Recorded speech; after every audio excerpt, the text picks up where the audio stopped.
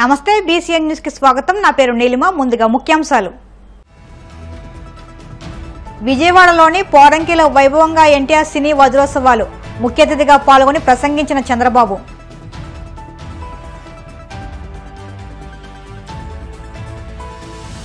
Divi's Aurobindo pharma company వల్ల నష్టపోతున్నాం, Kakinada collectorate ఎదుట మత్స్యకారుల ఆందోళన।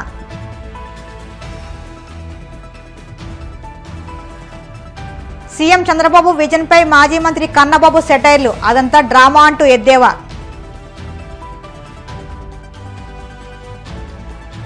తిరుపతి ఎస్వి అగ్రికల్చర్ కాలేజీకు బాంబ్ బెదిరింపు మెయిల్స్, డాగ్ స్క్వాడ్తో ముమ్మరంగా దర్యాప్తు। పాత్రకు ప్రాణం పోసిన ఏకైక నటుడు ఎన్టీఆర్ అని సీఎం చంద్రబాబు కొనియాడారు। విజయవాడలోని పోరంకిలో శనివారం నిర్వహించిన ఎన్టీఆర్ సినీ వజ్రోత్సవాల్లో చంద్రబాబు ముఖ్య అతిథిగా పాల్గొని తారక రామం అన్నగారి అంతరంగం పుస్తకాన్ని ఆవిష్కరించారు। ఈ సందర్భంగా ఆయన మాట్లాడుతూ ఎన్టీఆర్ 300 చిత్రాలు నటించారని, ప్రతి పాత్రలో జీవించారని అన్నారు। ఆయనలా వైవిధ్యమైన పాత్రలు పోషించిన నటుడు మరొకరు లేరని, ఎన్టీఆర్ రూపంలో మనం దేవుడిని చూస్తున్నామని అన్నారు। తెలుగుదేశం పార్టీ సభ్యత్వ నమోదు ప్రారంభిస్తే ఇప్పటి వరకు 73 లక్షల మంది సభ్యత్వం తీసుకున్నారని, జాతీయ భావాలతో ప్రాంతీయ పార్టీ నడిపిన ఏకైక నాయకుడు ఎన్టీఆర్ అంటూ కొనియాడారు। ఎన్టీఆర్ వజ్రోత్సవ వేడుక ఇది ఒక అపూర్వ ఘట్టం। గత సంవత్సరం ఎన్టీఆర్ శత జయంతి వేడుకలు జరుపుకున్నాం। సంవత్సరం అంతా కూడా జరిపాం। ఒక్కొక్కసారి ఒక యుగ పురుషుడు పుట్టినప్పుడు ఏ విధంగా చరిత్ర మరిచిపోదో దానికి ఉదాహరణే నందమూరి తారక రామారావు గారని చెప్పి నేను మీకు తెలియజేస్తున్నా। ఒక దేశంలో కాదు, ప్రపంచంలో అనేక దేశాల్లో ఆయన యొక్క శత జయంతి ఉత్సవాలు జరుపుకున్నాం। ఈరోజు మళ్ళీ 75 సంవత్సరాలు సినీ వజ్రోత్సవ వేడుక చేసుకోవడం, ఈరోజు మనం అందరం కలిసి మళ్ళీ ఒకసారి మాట్లాడుకోవడం చాలా సంతోషం। యుగ పురుషుడు అరుదుగా పుడతారు। మనకు తెలిసిన, మనము చూసిన ఏకైక యుగ పురుషుడు నందమూరి తారక రామారావు గారని చెప్పి నేను మీకు తెలియజేస్తున్నా। ప్రపంచంలో ఎక్కడికి వెళ్ళినా తెలుగు జాతి పేరు ఇంటేనే గుర్తు వచ్చే ఏకైక వ్యక్తి ఎన్టీఆర్। చరిత్ర ఉన్నంత వరకు తెలుగువారి గుండెల్లో ఉండే ఏకైక వ్యక్తి ఎన్టీఆర్ అని చెప్పి కూడా నేను మీకు తెలియజేస్తున్నా। అచ్చ తెలుగుదనం, తెలుగువాడి ఆత్మగౌరవం రెండింటికి అర్థం ఎన్టీఆర్।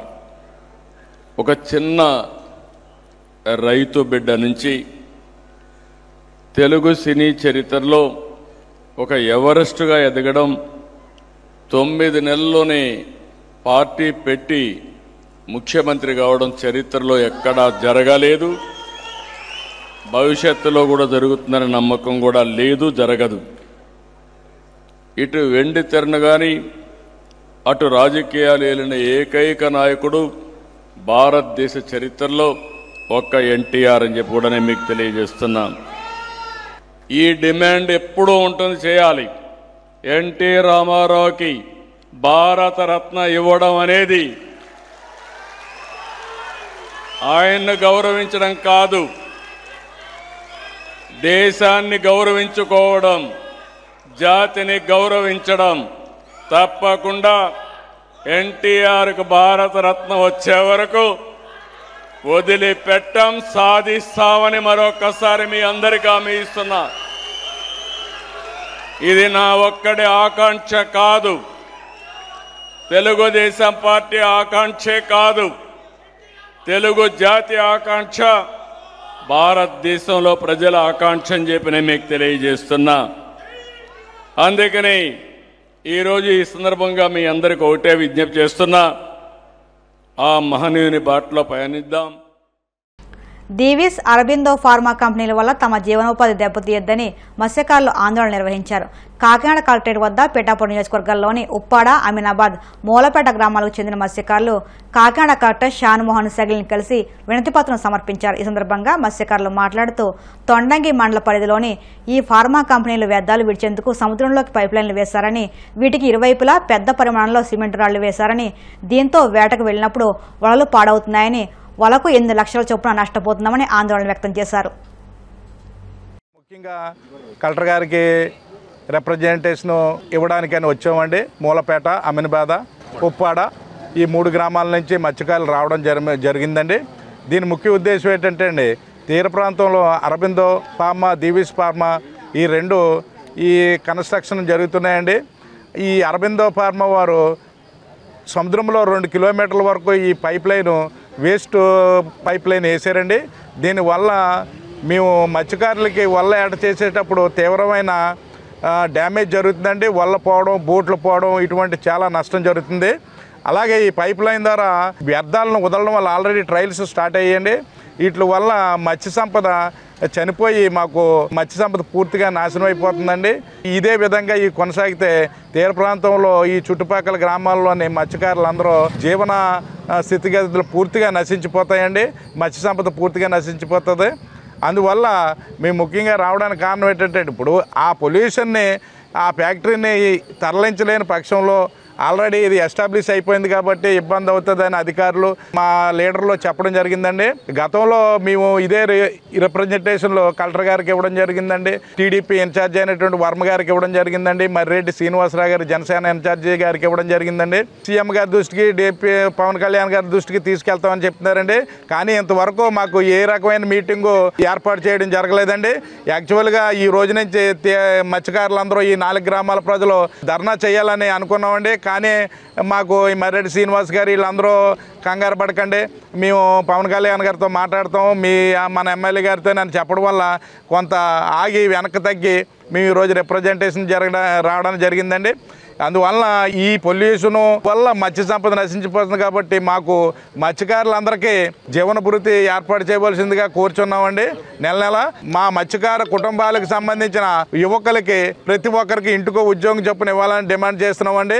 అలాగే మాకు ఈ మత్స్యకార గ్రామాల్లోని వైద్య కోసం, విద్య కోసము మెరుగైన ప్రమాణాలు కల్పిస్తారని మేము ఆశిస్తూ మీ ద్వారా పెద్దలకు తెలియజేస్తున్నాం. రాష్ట్ర వ్యాప్తంగా రైతులకు తాము అండగా ఉంటామని ధర్నాలు చేసిన వైసీపీ నాయకులకు జగన్కు నిబద్ధత లేదని జనసేన పార్టీ గుంటూరు జిల్లా అధ్యక్షులు గాదె వెంకటేశ్వరరావు అన్నారు. గుంటూరులో ఆయన మీడియాతో మాట్లాడుతూ వైసీపీ ప్రభుత్వ హయాంలో రైతులను గాలికి వదిలేసి చోద్యం చూస్తున్నారని మండిపడ్డారు. ఇప్పుడు కూటమి ప్రభుత్వం వచ్చాక రైతులు ప్రజల పట్ల ఎంతో బాధ్యత వ్యవహరిస్తున్నట్టు నాటకాలు ఆడడం సరికాదన్నారు. నిన్న మాట్లాడినటువంటి ఈ ముత్తైదులందరూ మర్చిపోయారా? గతంలో ఏం జరిగింది? ఇప్పుడు గతమని చెప్పుకునే ఈ పెద్ద మనుషులందరూ కూడా గతంలో ఎప్పుడైనా సరే మేము వచ్చి రోడ్డు మీదకి వచ్చి రైతుల పక్షాన మాట్లాడించారా? కేసులు పెట్టారు కదా, మాట్లాడిన ఒక పూట మీద కేసులు పెట్టారు మా మీద. ఆ కేసులు ఇంకా పెండింగ్ ఉన్నాయి ఇవాళ కూడా. ఇవన్నీ మర్చిపోయి నేను వచ్చేసి కూర్చున్నారు.